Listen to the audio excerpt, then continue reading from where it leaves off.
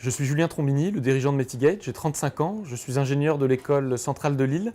J'ai commencé ma carrière comme ingénieur dans la Formule 1 où je faisais beaucoup d'analyse de données. J'ai ensuite été chez EDF dans un métier qui mélangeait à la fois les mathématiques, les modèles financiers et l'énergie. C'est là que j'ai découvert le risque météo, que j'ai voulu transformer en opportunité et c'est comme ça que je suis arrivé chez Metigate aujourd'hui. Alors l'histoire de Metigate, c'est une création en mars 2016 avec notre premier client. Je suis le fondateur de Metigate et je suis sur le projet depuis avril 2015, donc ça fait un peu plus de 2 ans maintenant. On a été incubé par un incubateur régional qui s'appelle Cenari. On a ensuite, à l'été 2016, intégré des incubateurs corporate comme Allianz et celui du groupe SNCF également. Et voilà, maintenant on est au CNAM depuis janvier 2017. Donc chez Metigate, on est 6 personnes actuellement. Je vais commencer par Yann, qui était le premier arrivé et qui est depuis quasiment le début de l'aventure Metigate avec moi. C'est notre météorologue qui habite à Rennes. Jade est notre premier employé officiel qui est arrivé en novembre 2016 comme data scientist.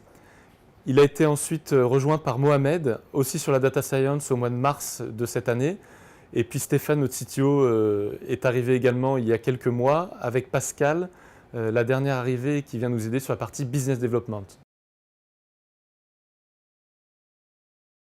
Je vais parler plutôt de notre logiciel Weather to Action, qui est le fer de lance de Metigate. Le logiciel, dans un premier temps, va venir scanner les données météo historiques et prévisionnelles sur une zone géographique donnée pour les transformer en impact sur une activité ou un produit. Donc on vient transformer une donnée météo brute en impact sur une activité.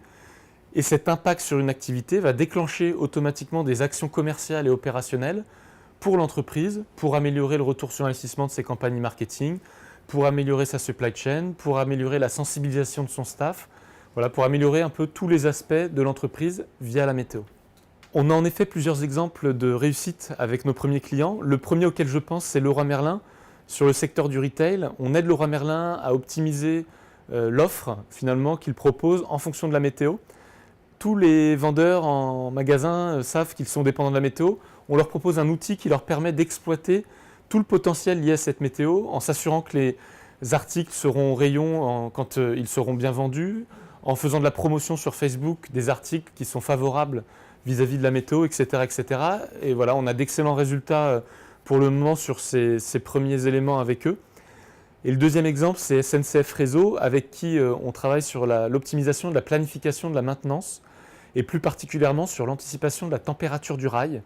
Et on a développé pour eux un modèle prédictif de température du rail qui leur permet de planifier la maintenance au plus juste et surtout d'éviter d'annuler une intervention de maintenance au dernier moment quand on se rend compte que la température du rail n'est finalement pas compatible avec ce qu'on avait prévu de faire sur le réseau. J'ai connu l'incubateur du CNAM par bouche à oreille et c'est ensuite via le comité de sélection qu'on a pu intégrer les locaux au mois de janvier 2017. On avait plusieurs opportunités à l'époque, on cherchait des bureaux à Paris.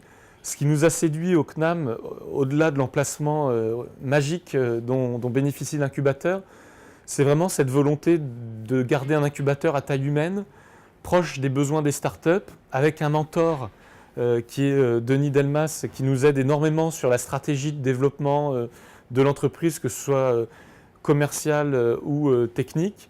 Et puis voilà, avec Sabrina qui est au quotidien avec nous, qui nous fait bénéficier d'événements de communication, de formation. Donc c'est tout cet ensemble-là qui nous a donné envie d'intégrer l'incubateur du CNAM. Je pense à un exemple assez marquant et intéressant, c'est la rencontre avec Frédéric Mazella de Blablacar et Guillaume Gibaud du Slip français. Voilà, c'est toujours intéressant de partager des expériences avec des entrepreneurs qui ont déjà eu un succès très intéressant et qui peuvent nous faire partager leur retour d'expérience. Et ça, c'est quelque chose auquel on a clairement eu accès via l'incubateur du CNAM. On n'aurait jamais pu les rencontrer dans un contexte différent, je pense.